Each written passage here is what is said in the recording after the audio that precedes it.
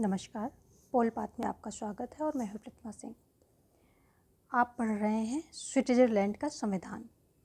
इसमें हमने जो है 2 वीडियोस पहले अपलोड कर दी हैं। इसी से जो है श्रृंखला में आज ये तीसरा वीडियो है जो कि स्विस संविधान से संबंधित है। इसमें हम स्विस संविधान की विशेषताओं के बारे में जानेंगे और जो लोग नए जुड़े हैं उन्हें बताना चाहूँगी कि डिस्क्रिप्शन में प्लेलिस्ट लगी हुई है।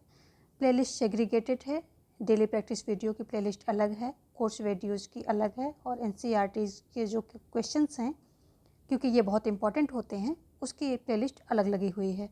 तो आप ये सभी प्लेलिस्ट चेकआउट कर सकते हैं। वेरी बेनिफिशियल हैं आपके एग्ज़ाम्स के लिए, किसी भी टाइप के एग्ज़ाम्स के लिए ये बहुत ही बेनिफिशियल हैं। और साथ में टेलीग्राम लिंक भी वहाँ पर है जिसे आप ज्वाइन कर सकते हैं। पोल पाथ के नाम से है ये और लिंक भी दिया हुआ है। और क्योंकि जो कोर्स वीडियोज़ होते हैं तो उसका PDF मैं वहाँ पर पोल पाथ जो है मेरा टेलीग्राम है उस पर अपलोड करती हूँ, तो आप वहाँ से PDF फॉर्म में नोट्स पा सकते हैं। आप चेकआउट करेंगे तो वहाँ पर बहुत सारे नोट्स ऑलरेडी पड़े हुए हैं, तो वो भी काफ़ी बेनिफिशियल है आपको रीड करने के लिए। और एक बात और है जो बहुत इम्पोर्टेंट है कि मेरी सभी वीडियोज़ मैं अपलोड करती हूँ उनको पाने के लिए सब्सक्राइब करके आल पर क्लिक कर लें, क्योंकि मैं मेरी वीडियोस कभी भी अपलोड कर देती हूँ जब भी मुझे टाइम मिलता है। और कोशिश करती हूँ कि जो प्रैक्टिस वीडियोस है ये जो है 8:30 PM पर पब्लिक हो जाए। ज़्यादातर उसी टाइम पर होती, कभी थोड़ा सा इधर उधर हो जाता है। और बाकी जो कोर्स वीडियोज़ हैं और एनसीईआरटीज़ वीडियोज़ हैं वो किसी भी टाइम जब भी मुझे टाइम मिलता है उस टाइम मैं अपलोड कर देती हूँ। तो चलिए आज के हम टॉपिक पर आते हैं। आज हम पढ़ रहे हैं स्विट्ज़रलैंड के संविधान की विशेषताएं। इससे पहले हमने बहुल कार्यपालिका, स्विट्ज़रलैंड की जो बहुल कार्यपालिका है और प्रत्यक्ष प्रजातंत्र, इन दोनों पर वीडियो हमने जो है जारी कर चुकी हूँ। आप उसको भी चेकआउट कर लें क्योंकि वहाँ से चीज़ें समझ के विशेषताएँ समझने में आसानी रहेगी। तो जो स्विट्ज़रलैंड के संविधान की विशेषताएँ हैं तो इसमें अनेक विशेषताएँ हैं, बहुत सारी विशेषताएँ हैं, लेकिन अगर हम बात करें कि सर्वाधिक महत्वपूर्ण कौन सी हैं तो 2 हैं। कौन कौन सी हैं? एक तो बहुल कार्यपालिका है और दूसरा है प्रत्यक्ष प्रजातंत्र। ये 2 जो हैं बहुत ही ज़्यादा महत्वपूर्ण हैं, विशेषताएँ हैं और जो स्विट्ज़रलैंड के संविधान को एक अनोखा संविधान या एक अलग से उसको प्रेजेंट करती हैं। ये जो बहुल कार्यपालिका और प्रत्यक्ष प्रजातंत्र, ये दोनों जो हैं एक प्रकार से स्विट्ज़रलैंड में इनका जो है प्रयोग किया गया। इनको प्रयोग करके देखा गया कि कैसे ये कार्य कर रहे हैं और ये दोनों ही प्रयोग बहुत सफल रहे। स्विट्ज़रलैंड की शासन व्यवस्था में बहुत सफलतापूर्वक इनका प्रयोग हुआ और काफ़ी ये सक्सेस रहे। इसी आधार पर जो विचारक हैं, जो राजनीतिक विचारक हैं, ये स्विट्ज़रलैंड को राजनीतिक प्रयोगशाला कहते हैं क्योंकि वहाँ पर ये 2 नए प्रयोग किए गए और प्रयोग भी किए गए, साथ में सक्सेस भी हुए। तो इनको क्या बोलते हैं? राजनीतिक प्रयोगशाला बोलते हैं। अब ये जो है एक स्टेटमेंट है, किसका है? फेलिक्स बोनजोर ने कहा है इसको। क्या कहा है कि स्विट्ज़रलैंड राजनीति की प्रयोगशाला है। तो laboratory of politics, laboratory of politics किसने बोला है?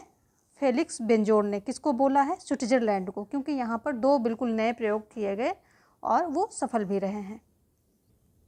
तो इसकी अगर हम बात करें कि 2 जो महत्वपूर्ण ये विशेषताएं हैं, इनमें हमने वीडियो बनाया है। बहुल कार्यपालिका और प्रत्यक्ष प्रजातंत्र दोनों पे हमने बना रखा है वीडियो, क्योंकि ये वेरी इम्पोर्टेंट एक प्रकार से वहाँ का अनोखा प्रयोग है।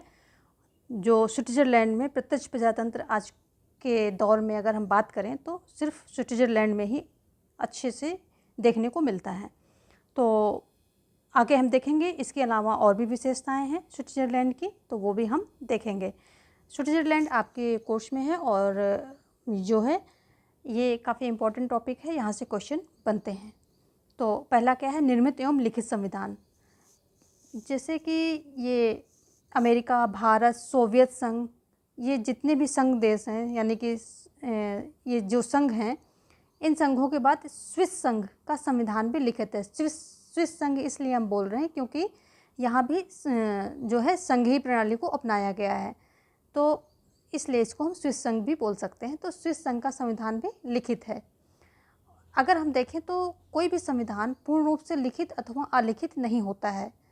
और यहाँ बात करें स्विट्ज़रलैंड की, तो ये एक बहुत ही छोटा देश है, फिर भी यहाँ पर कितने 123 अनुच्छेद हैं यहाँ पर और 3 अध्याय हैं।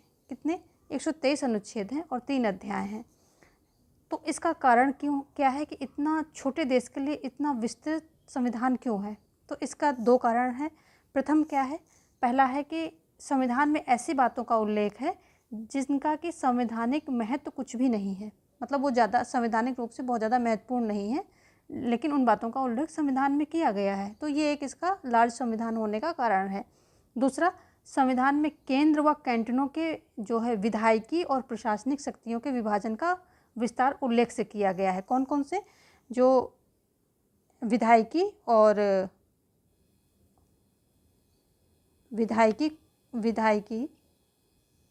विधायिकी और प्रशासनिक इन दोनों प्रकार के कार्यों का जो है विस्तार से उल्लेख किया गया है। और किसके बीच? जो केंद्र और कैंटन, वहाँ के राज्यों को कैंटन बोलते हैं, केंद्र और कैंटन के मध्य। तो यानी कि शक्तियों का विभाजन जो हुआ है उनका विस्तार से उल्लेख किया गया है, इसलिए यहाँ का जो है संविधान थोड़ा सा विस्तृत हो जाता है यहाँ पर। उदाहरण के रूप में अभी आगे क्या है? इसका एक निर्मित एवं लिखित संविधान है, लेकिन अभिसमय या परंपराओं का असर यहाँ पर दिखता है। कोई भी संविधान हो, लिखित हो या अलिखित हो, उसमें क्या होता है कि जो वहाँ की परंपराएं होती हैं, अभिसमय होते हैं, कन्वेंशंस, ये वहाँ पर देखने को मिलते हैं। और स्विट्ज़रलैंड भी इससे बचा हुआ नहीं है। यहाँ पर भी अनेक परंपराओं का विकास हुआ है। उदाहरण के तौर पे अगर हम देखें तो क्या है, संविधान द्वारा कैंटनों की नागरिकता प्राप्त करने के संबंध में विदेशियों के लिए नियम बनाने का अधिकार किसको है? संघीय सरकार यानी केंद्र सरकार को है। परंतु जो विभिन्न कैंटनों ने एक सुधर परंपरा के अनुसार अपनी नागरिकता प्रदान करने के संबंध में स्वयं नियम बना रखे हैं। यानी कि जो जितने भी कैंटन हैं, इन्होंने किसी को नागरिकता देने के लिए अपने अपने नियम बना रखे हैं। और जब किसी विदेशी को कोई कैंटन अपनी नागरिकता प्रदान कर देता है तो वह स्विस नागरिक हो जाता है। जब कोई जो है नियम कौन है? नियम संघीय सरकार तैयार करेगी, लेकिन कैंटन के भी अपने नियम हैं नागरिकता प्रदान करने के। और जब कोई कैंटन जो है किसी विदेशी नागरिक को नागरिकता प्रदान कर देता है, तब वो जाकर के स्विस नागरिक होता है। तो ये क्या है? ये एक बहुत समय से अभिसमय या परंपरा चली आ रही है, उसको जो है अभी फॉलो किया जाता है। दूसरा उदाहरण देखेंगे अभिसमय या परंपराओं के बारे में। एक परंपरा दूसरी परंपरा के अनुसार ये भी है कि फेडरल काउंसिल यानी कि जो संघीय परिषद है, उसमें क्या है, 7 सदस्यों में से एक सदस्य ज्यूरिच वहाँ का कैंटन है, ज्यूरिच और बर्न, ये 2 कैंटनों से अवश्य निर्वाचित किए जाते हैं। दूसरी परंपरा ये है। क्यों? क्योंकि ये दोनों कैंटनें जो हैं बड़ी हैं और साथ में प्राचीन भी हैं, पुरानी भी हैं और बड़ी भी हैं। तो इन दोनों जो 7 सदस्य होते हैं फेडरल काउंसिल या संघीय परिषद में, जो 7 सदस्यों की कार्यपालिका होती है, यदि बहुल कार्यपालिका का वीडियो आप देखेंगे तो आपको समझ में आएगा कि 7 सदस्यों की इनकी कार्यपालिका होती है, जिसे जो है बहुल कार्यपालिका कहा जाता है। वीडियो पक्का देखिए, वहाँ से क्वेश्चन पक्का बनेंगे। तो उसमें क्या है कि 7 कैंटन से 7 सदस्य आते हैं, क्योंकि एक कैंटन से एक ही सदस्य चुना जाता है, 2 नहीं चुने जा सकते हैं। एक कैंटन से एक ही आएगा, लेकिन उसमें क्या होता है कि जो ये 2 होते हैं ज्यूरिच एंड बर्न, तो ये 2 निश्चित रूप से हर बार यहाँ से एक सदस्य चुना जाता है। बाकी के बचे 5 चेंज हो सकते हैं, लेकिन ये 2 चेंज नहीं होते। ज्यूरिच और बर्न हर बार जो है ये चुनकर पहुँचेंगे, एक सदस्य दोनों में से फेडरल काउंसिल में पहुँचेंगे। तो ये भी एक परंपरा के तहत ही जो है प्रथा चली आ रही है। और एक और वहाँ पर जो है परंपरा है कि जो संघीय परिषद है या फेडरल काउंसिल है, इसका जो उपाध्यक्ष होता है, तो वो क्या होता है कि अगले वर्ष जब कार्यकाल उसका पूरा होता है, एक वर्ष के लिए ये बात ध्यान रखने वाली है कि 1 वर्ष के लिए उपाध्यक्ष और 1 वर्ष के लिए अध्यक्ष निर्वाचित किया जाता है उन्हीं 7 सदस्यों में से। तो जब 1 वर्ष कार्यकाल उसका अध्यक्ष का पूरा होता है, तो जो उपाध्यक्ष होता है उसका भी पूरा होता है साथ में। तो जैसे ही कार्यकाल अध्यक्ष का पूरा होता है, तो उपाध्यक्ष जो है अध्यक्ष बन जाता है, उपाध्यक्ष अध्यक्ष बन जाता है। और अध्यक्ष जो है दोबारा तुरंत निर्वाचित नहीं होता है, मतलब अगर सोचे कि वही अध्यक्ष जो है निर्वाचित हो जाए तो ऐसा नहीं होगा, क्योंकि उपाध्यक्ष अध्यक्ष बन जाता है और उनमें से जो बाकी के बचे 5 हैं उनमें से कोई उपाध्यक्ष बन जाएगा दोबारा और फिर वो अगले साल जा कर के अध्यक्ष बन जाएगा। तो ये है कि जो उपाध्यक्ष होता है वही अध्यक्ष बन जाता है। अध्यक्ष को आप राष्ट्रपति भी कह सकते हैं, राष्ट्रपति भी कहा जाता है। और इन 7 की जो है शक्तियाँ बराबर होती हैं। अगर हम बात करें तो इन 7 की शक्तियाँ बराबर होती हैं, कोई छोटा बड़ा नहीं होता। सबके अंडर में एक एक विभाग होता है और ये सभी विभाग के जो एक एक विभाग के प्रमुख होते हैं और सारे डिसीजन इनकी जो है ये सर्वसहमत से या बहुमत से लिया जाता है।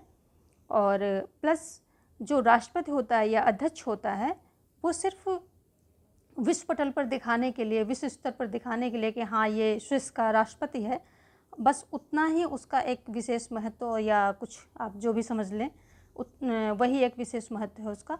बाकी उसकी शक्तियाँ, डिसीजन लेने की पावर और सब कुछ जो है उन बाकी के 6 सदस्यों के बराबर ही होती है और ना ये किसी को हटा सकता है, ना ये किसी को नियुक्त कर सकता है। इसीलिए इसको बहुल कार्यपालिका कहा गया है, क्योंकि जो कार्यपालिका की शक्ति होती है वो 7 सदस्यों में समान रूप से निहित होती है। ये अमेरिका या ब्रिटेन के प्रधानमंत्री, अमेरिका के राष्ट्रपति की तरह किसी एक में नहीं होती है। तो आई थिंक आपको समझ में आ गया। नहीं समझ में आया है तो बहुल कार्यपालिका आप देखेंगे तो वहाँ पर आपको पूरा वीडियो देख लेंगे, स्पीड में डाल के देख लीजिए, टाइम की कमी है तो वहाँ से आपको सारी चीज़ें समझ में आ जाएंगी। अगला विशेषता की बात करें तो कठोर संविधान। कठोर संविधान का मतलब क्या होता है? कठोर संविधान का मतलब यही होता है कि जो संविधान संशोधन की प्रक्रिया है वो सामान्य कानून की अपेक्षा अधिक कठोर हो। यानी कि जैसे कि जिस प्रक्रिया से सामान्य कानून बन जाते हैं उस प्रक्रिया से संविधान संशोधन ना हो करके और कठिन प्रक्रिया से हो, उसे कठोर संविधान कहते हैं। जैसे कि भारत में संविधान का संशोधन 3 प्रकार से होता है। एक तो होता है सामान्य बहुमत से, सामान्य बहुमत, और दूसरा होता है विशेष बहुमत, विशेष बहुमत से होता है। तीसरा विशेष प्लस जो आधे राज्यों की सहमत से, तो 50% जो है राज्यों की सहमत से। तो हमारा भारत का संविधान क्या है? मिश्रित है, यानी कि कठोर और नम दोनों का ये मिला जुला है, मिश्रित संविधान है। कठोर भी है और लचीला भी है। तो कठोर और लचीला दोनों है हमारा, कठोर और लचीला। भारत का संविधान मिश्रित संविधान है, कठोर भी है, लचीला भी है। जैसे सामान्य बहुमत से जो चीज़ें संविधान में संशोधन हो रहे हैं तो वो लचीला, और बाकी जो विशेष बहुमत और विशेष बहुमत प्लस 50% राज्यों की सहमत से हो रहे हैं तो वो कठोर के जो है क्राइटेरिया में आ जाता है। तो ये हो गया कठोर संविधान। तो जो स्विस संविधान है इसको जो है संशोधन करने की प्रक्रिया कठोर है। ये क्या है? भारत से कठोर है, लेकिन यूएसए जो अमेरिका है उसके संशोधन प्रक्रिया, जो वहाँ यूएसए के संविधान संशोधन की प्रक्रिया है उससे सरल है। तो ये कठोर की श्रेणी में आता है, भारत से कठोर है। तो कठोर है, वहाँ का संविधान कठोर है। अगला तीसरा अगर हम देखें प्रत्यक्ष प्रजातंत्र, जिसके बारे में हम पहले बात कर चुके हैं। तो प्रत्यक्ष प्रजातंत्र की अगर हम बात करें तो इस पर पूरा वीडियो है। अगर आपको इससे जो है काफ़ी विस्तृत रूप में देखना है तो वो वीडियो देख सकते हैं। और प्रत्यक्ष प्रजातंत्र में क्या होता है जो है, स्विट्ज़रलैंड ही विश्व का एकमात्र ऐसा देश है जहां आज भी प्रत्यक्ष प्रजातंत्र देखा जा सकता है। और यहाँ क्या है, प्रत्यक्ष प्रजातंत्र के 3 रूप हैं। कौन कौन से हैं कि कुछ पहला क्या है, कुछ कैंटन को हम प्रांत या राज्य बोल सकते हैं। तो कुछ कैंटनों में विधानमंडल ही नहीं है। यहाँ होता क्या है कि जनता, जितनी जनता होती है, ये छोटे छोटे कैंटन होते हैं, तो सारी जनता क्या होती है एक स्थान पर एकत्रित हो जाती है और वो वही कार्य करती है जो दूसरे देशों में निर्वाचित प्रतिनिधि करते हैं। यानी कि जैसे कि लोक निर्णय और प्रस्तावाधिकार, ये सारे काम ये करते हैं। यानी कि ये सारे इकट्ठे होते हैं और जो भी इनको डिसीजन मेकिंग करनी होती, नीतियाँ निर्माण, कानून निर्माण करने होते, ये सारे मिल बैठ के और वहीं पर करते हैं। तो ये एक प्रकार से जैसे हमारे यहाँ वार्ड सभाएँ होती हैं तो उस तरह से काम करते हैं। यानी कि कोई वहाँ पर जो है चुना हुआ प्रतिनिधि नहीं होता है, लोग ही इकट्ठा होकर के अपने लिए कानून बनाते हैं, नीतियों का निर्माण करते हैं। तो ये हो गया। और जब जहाँ बड़े कैंटन है वहाँ क्या होता है कि वहाँ विधानमंडल है, वहाँ पर विधानमंडल है, क्योंकि बड़े कैंटन है वहाँ पर लोग मतलब इतनी कोई ऐसी जगह नहीं होती, जो बड़े और जटिल राज्य हैं तो उसमें इतनी जगह नहीं होती कि सारे लोग एक जगह इकट्ठे हो जाएं, ऐसी कोई जगह नहीं होती है। और अगर हो भी तो दिक्कतें आती हैं कि ये सारे इतने सारे लोग मतलब बैठ करके किसी कानून का निर्माण जो है कैसे करेंगे। तो बड़े कैंटन में क्या है, विधानमंडल हैं, और वहाँ केंद्र के शासन में नागरिकों को लोक निर्णय का प्रस्तावाधिकार प्राप्त है। तो जहाँ पर विधानमंडल हैं तो वहाँ क्या है कि वहाँ जो है केंद्र के शासन में, वहाँ के शासन और केंद्र के शासन दोनों में जो है नागरिकों को लोक निर्णय का प्रस्तावाधिकार प्राप्त है। तो जब इन विधानमंडलों में क्या है कि लोक निर्णय और प्रस्तावाधिकार का जो है नागरिकों को अधिकार दिया गया है, तो जो लोक निर्णय के द्वारा विधानमंडल द्वारा जितने भी कानून पारित होते हैं उसमें क्या होता है, नागरिकों की बहुमत की स्वीकृति आवश्यक है, यानी कि ज़्यादा से ज़्यादा जो बहुमत में नागरिक उस कानून को स्वीकृत दें अपनी। और प्रस्तावाधिकार के द्वारा नागरिकों को इच्छा अनुसार कानून बनवाने या संविधान में संशोधन के लिए प्रस्ताव रखने का अधिकार है, यानी कि अगर नागरिक चाहते हैं तो वो क्या कर सकते हैं, कोई कानून बनवाने के लिए, कोई कानून लाने के लिए या संविधान में कुछ संशोधन करना है उसके लिए वो प्रस्ताव रख सकते हैं।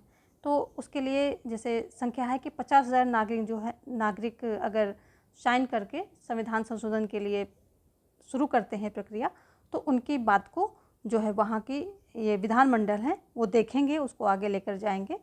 तो ये सारी चीज़ें हैं कि उनको क्या है, यहाँ तीन तरह से प्रत्यक्ष प्रजातंत्र के 3 रूप हैं। एक पहला कैसा है तो इसको समराइज कर लेते हैं। पहला है कि जो है छोटे कैंटन होते हैं, वहाँ पे सारे लोग इकट्ठा होकर के अपनी कानून और नीतियों का निर्माण कर लेते हैं। और दूसरा क्या है कि लोग जहाँ पर बड़े विधानमंडल हैं वहाँ पर लोक निर्णय और प्रस्तावाधिकार काम होता है। तो लोक निर्णय क्या होता है कि विधानमंडल द्वारा जो कानून पारित होते हैं उसमें नागरिकों की स्वीकृति आवश्यक होती है। और प्रस्तावाधिकार में क्या है कि कोई भी नया कानून लाने के लिए या संविधान में संशोधन करने के लिए जो है नागरिक प्रस्ताव रख सकते हैं, यानी कि इनिशिएट कर सकते हैं नागरिक।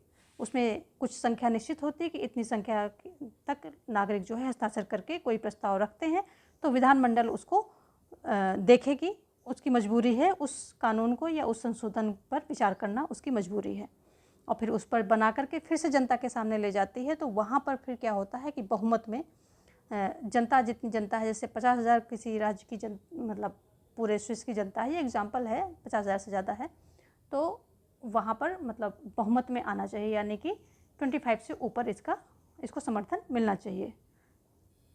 तो ये हो गया प्रत्यक्ष प्रजातंत्र।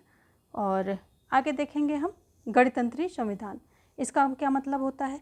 गणतंत्री संविधान या गणतंत्री शासन प्रणाली का मतलब यही होता है कि जो राज्य का प्रमुख होता है, जितने जो राज्य की सरकारें होती हैं, ये सब क्या है, इनका पद जो है पैतृक ना होकर के निर्वाचित होता है, यानी कि ये निर्वाचन के द्वारा जो जनता इनको निर्वाचित करती तब ये पद धारण करते हैं, इनका पद जो है पैतृक नहीं होता है। और गणतंत्री संविधान के बारे में अगर हम जानें तो जो आधुनिक यूरोप का ये जो स्विस है, आधुनिक यूरोप का सबसे प्राचीन गणतंत्र है। कौन है? स्विस, यानी कि स्विट्जरलैंड। स्विस जो है आधुनिक यूरोप का सबसे प्राचीन गणतंत्र है और 1870 तक यूरोप का एकमात्र गणतंत्र था। ये इसकी विशेषता है, ये 2 चीज़ें इसमें इम्पॉर्टेंट हैं। और तो कौन सा है कि आधुनिक यूरोप का सबसे प्राचीन गणतंत्र है और 1870 तक यूरोप का एकमात्र गणतंत्र था। और गणतंत्री संविधान का मतलब है कि पद जो है, पद पैतृक न होकर निर्वाचित होने चाहिए। कैसे होने चाहिए?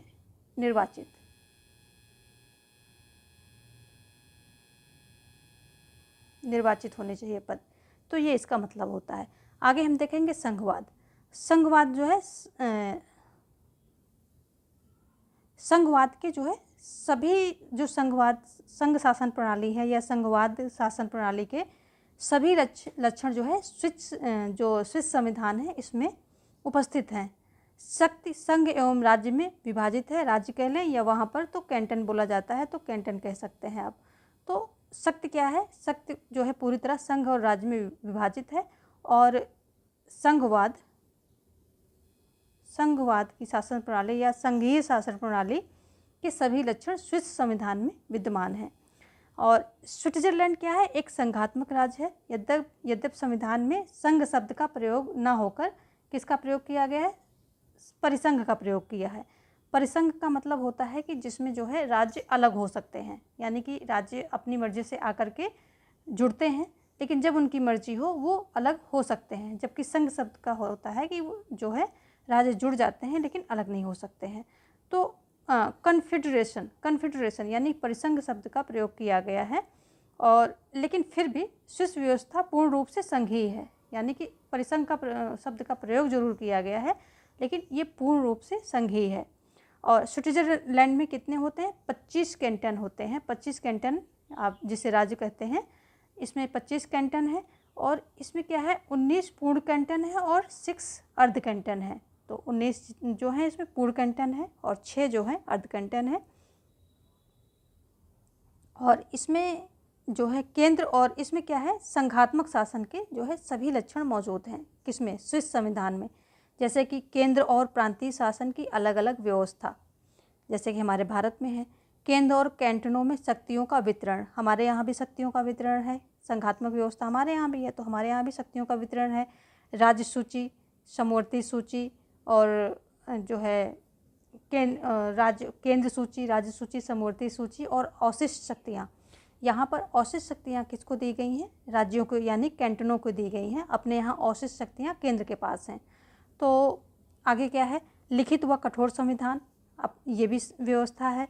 और कैंटनों या राज्यों के पृथक संविधान, तो वहाँ पर क्या है, अपने हमारे यहाँ पृथक संविधान नहीं, हमारे यहाँ एक ही संविधान जो है फॉलो किया जाता है। बट स्विस में जो कैंटन है और राज्य ये कैंटन है, इसका जो है पृथक, हब सभी कैंटन का अपना अलग अलग एक संविधान है, अमेरिका की तर्ज पर किया गया है।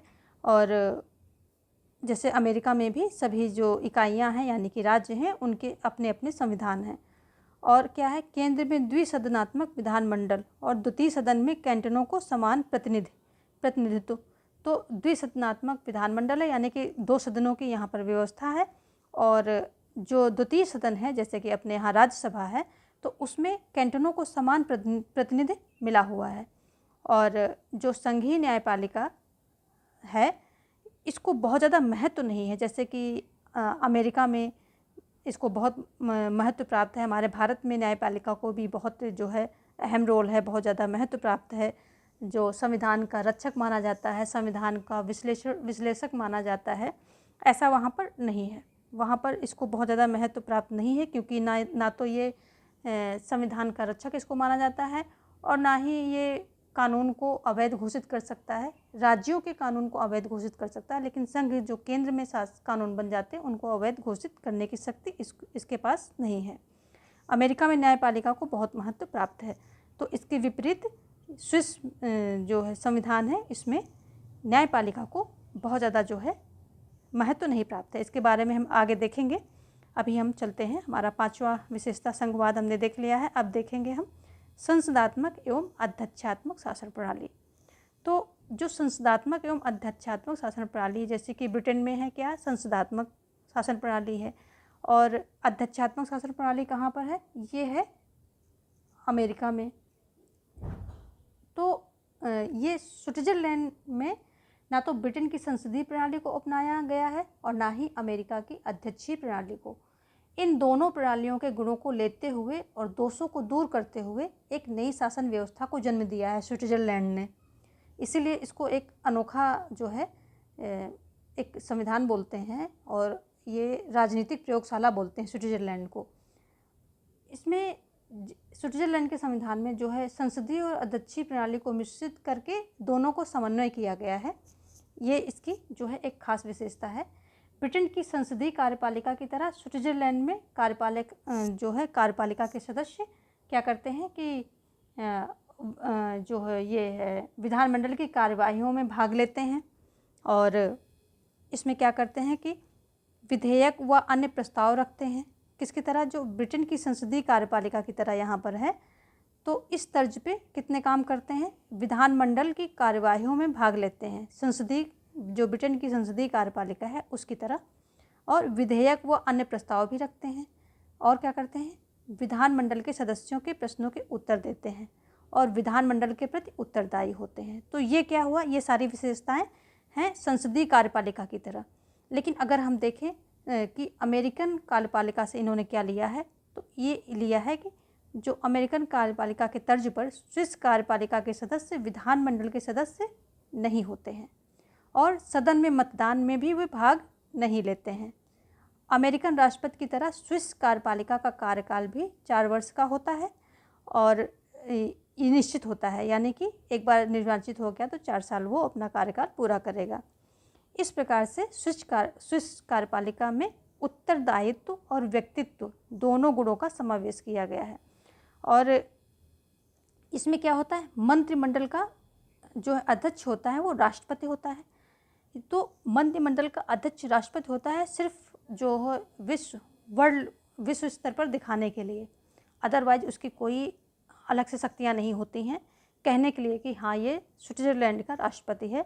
जब वो कहीं बाहर का टूर करता है, बाहर अपना संधियाँ करने जाता है तो साइन वगैरह उसके लगते हैं, और तो बस इतने के लिए कि एक विश्व पटल पर जा कर के वो राष्ट्रपति मतलब स्विट्ज़रलैंड को रिप्रेजेंट करता है, इतना ही है। बाकी उसकी शक्तियाँ बिल्कुल भी डिफरेंट नहीं होती हैं जो अन्य 6 सदस्यों से। तो ये बात ध्यान रखने वाली है कि मंत्रिमंडल का अध्यक्ष राष्ट्रपति होता है, लेकिन उसकी शक्तियाँ जो हैं अन्य 6 सदस्यों के बराबर ही होती हैं। तो और मंत्रिमंडल का कार्यकाल 4 साल होता है, हमने नीचे अभी भी बात कर ही ली है। और इसके सदस्य जो है व्यवस्थापिका के सदस्य नहीं होते हैं। तो कहने का मतलब है यहाँ दोनों की मिलीजुली जो है शासन व्यवस्था है अपनाया गया है, उनकी अच्छाइयों को लेते हुए और बुराइयों को हटाते हुए एक नई शासन व्यवस्था का निर्माण इन्होंने किया है। जो हमने यहाँ पर थोड़ी कुछ चीज़ें यहाँ पर जो मेन इम्पोर्टेंट फैक्ट हैं, पॉइंट है, वो हमने दे दिए हैं। तो ये क्या है, अमेरिकन कार्यपालिका के आधार पर ये आपके जो हैं यहाँ पर कुछ विशेषताएं हैं, और ब्रिटेन संसदीय कार्यपालिका के आधार पर भी आपके पास 4 विशेषताएं दी गई हैं। आगे हम देखेंगे नागरिकों के अधिकार। तो जब हम नागरिकों के अधिकार की बात करते हैं, या आप सीधे लैंग्वेज में कह लें कि मूल अधिकार, जैसे कि अपने हमारे भारत में संविधान में मूल अधिकारों की बात की गई है, तो अमेरिका और भारत आदि राज्य हैं, क्योंकि कई सारे आज के जो लोकतांत्रिक राज्य हैं, देश हैं, उसमें क्या किया गया है कि नागरिकों के मूल अधिकार का एक मतलब सूची तैयार की गई है। तो जो अमेरिका और भारत के संविधान की भांति स्विट्ज़रलैंड के संविधान में नागरिकों को कोई अधिकार पत्र, जिसे बिल ऑफ राइट्स बोलते हैं, ऐसा कुछ नहीं है, ऐसा कोई अधिकार पत्र का प्रावधान नहीं है।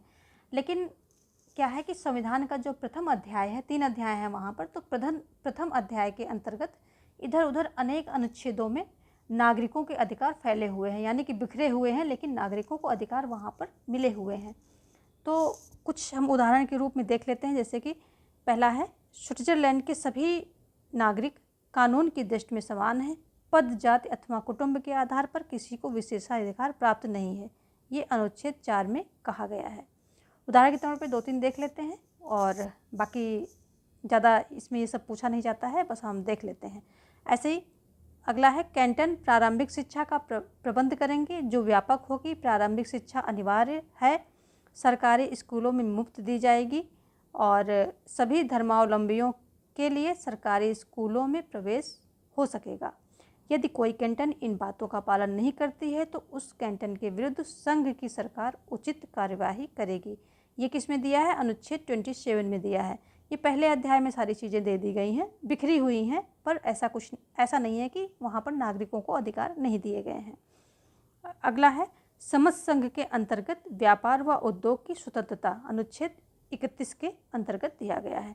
तो हमारे यहाँ एक जो है सूची तैयार कर दी गई है, और वहाँ पर एक भाग दे दिया गया है। यहाँ पर ऐसा कुछ नहीं है, पर अधिकार हैं, बिखरे हुए हैं, लेकिन अधिकार दिए गए हैं। अगर हम मूल अधिकार की बात करें कि मूल अधिकार होते क्या हैं, तो मूल अधिकार बेसिकली वो होते हैं कि राज्य के विरुद्ध नागरिकों को दिए गए अधिकार हैं, कुछ अधिकार हैं जिनका उल्लंघन सामान्यतः राज्य नहीं कर सकता है। तो सामान्यतः राज्य नहीं कर सकता, इसमें क्या है कि व्यक्तियों की, नागरिकों की स्वतंत्रता को ध्यान में रखते हुए संविधान में कुछ अधिकार उसको दे दिए गए हैं, ताकि अगर सरकार अत्याचारी हुई या असीमित हुई या निरंकुश हुई तो नागरिकों के कुछ अधिकार नागरिकों के पास होने चाहिए, ताकि वो दोबारा से चीज़ों को, लोकतंत्र को रिस्टोर कर सकें। तो ऐसे कुछ बेसिक अधिकार हैं जिनका सामान्यतः जो ये सरकार है उल्लंघन नहीं कर सकती है। तो ये हो गए हमारे नागरिक अधिकार। अब हम देखेंगे बहुल कार्यपालिका। थोड़ा सा इसके बारे में यहाँ पर हम जानने की कोशिश करेंगे और इसके बारे में हमने अलग से वीडियो दे रखा है, तो आप उसको ये जो है ये वीडियो जो है पक्का से देखें, क्योंकि यहाँ से आपका कॉन्सेप्ट क्लियर हो जाएगा। तो बहुल कार्यपालिका की बात में करेंगे। इसमें सबसे मेन है कि 7 सदस्यों की एक संघीय परिषद होती है और इसी में जो है कार्यपालिका की शक्ति निहित होती है। सभी 7 सदस्यों में निहित होती, किसी एक में नहीं होती है। और सभी सदस्यों की शक्ति समान है, यानी कि जो डिसीजन मेकिंग होती है, जो भी निर्णय लिए जाते हैं, इसमें जो है सभी की शक्तियाँ बराबर होती हैं और बहुमत के आधार पर जिस तरफ बहुमत रहता है उसमें जो है ये डिसीजन मेकिंग हो जाती है। जो अध्यक्ष होता है वो मतदान में भाग नहीं लेता है और फिर क्या हो जाता है कि जब निर्णय जो है टाई हो जाता है, यानी कि बराबर बराबर वोट चले जाते हैं, तो वो निर्णायक मत दे देता है। तो ये बातें हो गई जो बहुल कार्यपालिका के बारे में। और स्विट्जरलैंड में कार्यपालिका की शक्तियाँ जो हैं एक व्यक्ति में निहित नहीं होती हैं। जैसे कि आप अमेरिका में अगर देखेंगे तो वहाँ पर क्या है, राष्ट्रपति में, या ब्रिटेन में देखेंगे तो प्रधानमंत्री में एक ही व्यक्ति होते हैं। इसमें जो है पूरी कार्यपालिका शक्ति इसमें जो है निहित होती है। लेकिन स्विस में ऐसा नहीं है, वहाँ पर 7 व्यक्तियों की जो समिति होती है उसी में सारी शक्तियाँ निहित होती हैं, यानी कि 7 व्यक्तियों में ये शक्तियाँ जो है निहित होती हैं, जिसे फेडरल काउंसिल या आप जो है संघीय परिषद कह सकते हैं हिंदी में, और इंग्लिश में फेडरल काउंसिल इसे कहा जाता है। स्विस कार्यपालिका में तो 7 का समान स्तर है और उनकी शक्तियाँ समान हैं, इसीलिए इसे बहुल कार्यपालिका कहा जाता है। बहुल कार्यपालिका एक ये नया प्रयोग है जो कि स्विस संविधान में, जो स्विस देश में किया गया है।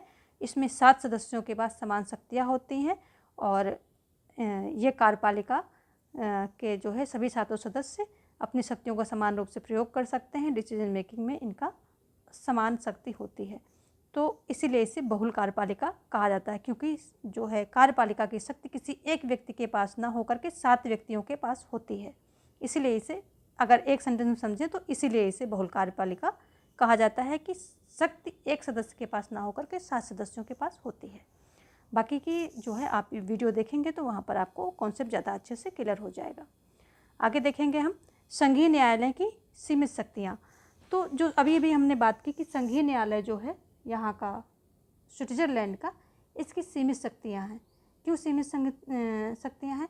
क्योंकि इसको जो है भारत में जैसे संविधान है और यहाँ का है, अमेरिका का संविधान है, संघीय संविधान है, तो इनकी शक्तियाँ जो हैं काफ़ी ज़्यादा हैं। यानी कि ये संविधान के रक्षक बोले जाते हैं, प्लस ये संविधान के विश्लेषक भी बोले जाते हैं। कहीं कोई बात फंसती है तो ये सारी जो है इनको शक्तियाँ यहाँ पर इनको काफ़ी ज़्यादा मिली हुई हैं। भारत हो गया और ये अमेरिका हो गया यहाँ पर।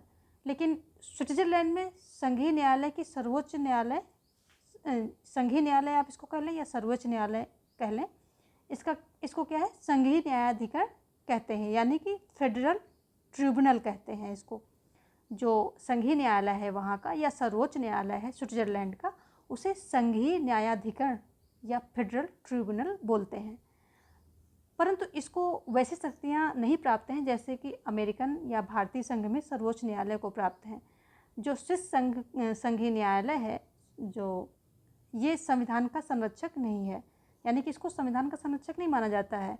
उसे संविधान की व्याख्या करने या संघीय विधानमंडल द्वारा पारित कानूनों को न्यायिक पुनर्विलोकन के अंतर्गत अवैध घोषित करने का अधिकार नहीं है।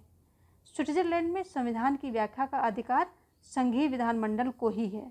जो संघीय विधानमंडल होती है तो उसी को है संविधान की व्याख्या का अधिकार। संघीय न्यायालय केवल कैंटनों के विधानमंडल द्वारा पारित कानूनों को ही अवैध घोषित कर सकता है। अभी अभी हमने बात की थी कि जो संघीय न्यायालय है वो कैंटन कानून पारित करता है उसको अवैध घोषित कर सकता है, लेकिन जो ये केंद्र के कानून हैं उनको अवैध घोषित नहीं कर सकता है।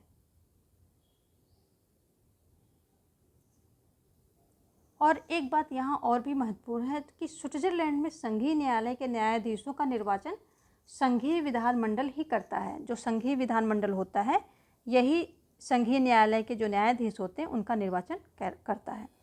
तो अगर हम स्विट्जरलैंड के संघीय न्यायालय की बात करें तो संघीय न्यायाधिकरण इसको कहते हैं फेडरल ट्रिब्यूनल।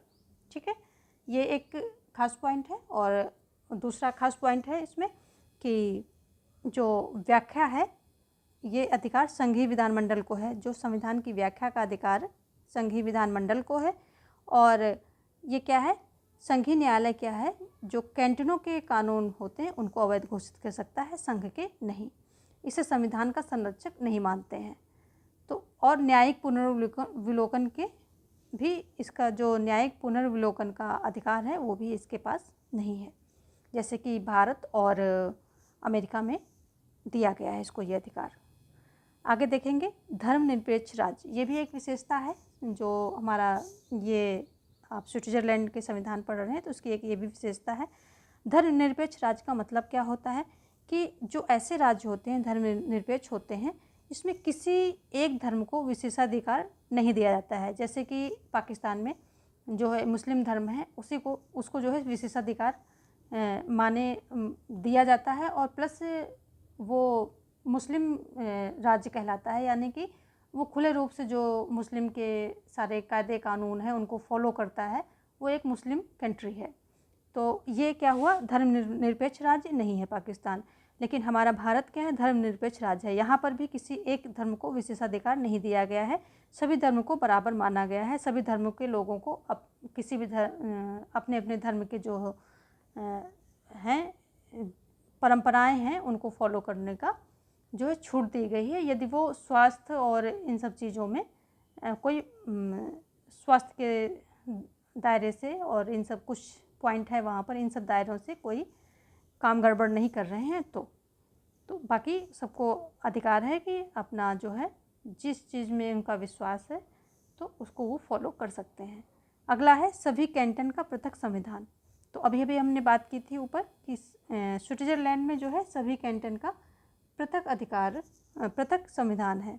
जैसे अमेरिकन संघ में इकाइयों की अपने निजी संविधान, जो इकाइयां हैं वहाँ की उनके जो राज्य हैं उनके अपने अपने संविधान हैं। वैसे ही स्विस कैंटन में भी अपने सभी कैंटन के अपने अपने संविधान हैं। लेकिन यहाँ पे क्या है, कुछ शर्तें रख दी गई हैं। कौन कौन सी शर्तें रख दी गई हैं, जैसे कैंटनों के संविधान संघीय संविधान के विरुद्ध नहीं होने चाहिए, यानी कि संविधान में कोई ऐसा प्रावधान नहीं रखना है कि वो संघीय जो संविधान है उसके विरुद्ध खड़े हो जाएं। नंबर 1 ये हो गया। दूसरा क्या है, संघीय संविधान की भांति कैंटनों के संविधान भी गणतंत्री होने चाहिए, यानी कि वहाँ कोई पैतृक पद नहीं होना चाहिए, पैतृक पद नहीं होगा, वहाँ सारे निर्वाचित पद होंगे। तो ये दूसरी भाषा में समझे तो क्या है कि ये जो है पद जो है वहाँ पर निर्वाचित होंगे, पैतृक नहीं होंगे। और तीसरा है कैंटनों का संविधान उसकी जनता ने स्वीकृत कर लिया हो और उसमें यह भी उपबंध हो कि मतदाताओं का बहुमत चाहे तो उसमें संशोधन कर सकता है, यानी कि प्रस्तावाधिकार और मतलब संशोधन का अधिकार, संविधान में संशोधन का अधिकार जो है जनता के पास होना चाहिए। और जब संविधान का निर्माण किया गया है तो जनता ने उसे स्वीकृत भी किया हो। ऐसा नहीं कि संविधान का निर्माण कुछ लोग बैठे संविधान का निर्माण कर दिया और वो ज़्यादातर जनता के विरुद्ध सारे नियम हैं, तो ऐसा नहीं। संविधान निर्माण के बाद जनता ने उसे स्वीकृत किया हो, प्लस जो है उसमें संशोधन जो है जनता अगर चाहे तो बहुमत के साथ जनता अगर खड़ी हो जाए या इच्छा कर ले तो संशोधन कर सके। ये 3 जो है प्रावधान उस जो कैंटन के संविधान है उसमें होने चाहिए। आगे देखेंगे हम शक्तियों का वितरण। तो शक्तियों का वितरण क्या है, जो जितने भी ये संघीय विधानमंडल होते हैं इनमें क्या होता है, जो ये संघीय शासन प्रणाली होती जिन जिन देशों में, तो इनमें शक्तियों का वितरण पूर्णतया किया जाता है, यानी कि खुले रूप से और अच्छी तरह से शक्तियों का वितरण किया जाता है। स्विस संविधान में भी शक्तियों का वितरण अमेरिकन आधार पर ही किया गया है।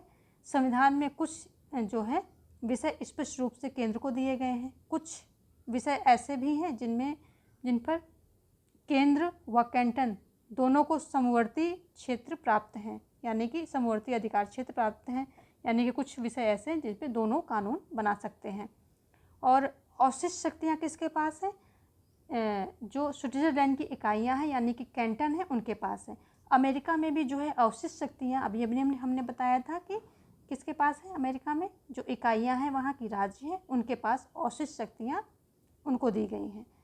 और केंद्र व कैंटनों में प्रशासनिक शक्तियों का भी विभाजन किया गया है। किसका? जो प्रशासनिक शक्तियाँ हैं उसका भी विभाजन किया गया है, और विधायी शक्तियों का भी विभाजन किया गया है। दोनों प्रकार की शक्तियाँ, विधायी शक्तियाँ और प्रशासनिक शक्तियाँ, इन दोनों प्रकार की शक्तियों का विभाजन केंद्र और राज्य यानी कि कैंटन के बीच में किया गया है। और अगर कोई ऐसी हालात उपस्थित हो जाते हैं वहाँ पर कि कैंटन में शांति भंग हो गई है, तो ऐसे में क्या होगा, केंद्र जो है, केंद्र सरकार वो हस्तक्षेप कर सकती है वहाँ की शांति को मेंटेन करने के लिए, वहाँ के लॉ एंड ऑर्डर को रिस्टोर करने के लिए। और वो ये भी कर सकती है कि जिस जो है कैंटन की शांति भंग हुई है तो उस कैंटन के विधानमंडल को निलंबित कर सकती है। ये भी अधिकार जो है ये रखती है। तो ये जो है ये स्विट्जरलैंड के संविधान की विशेषताएं हैं।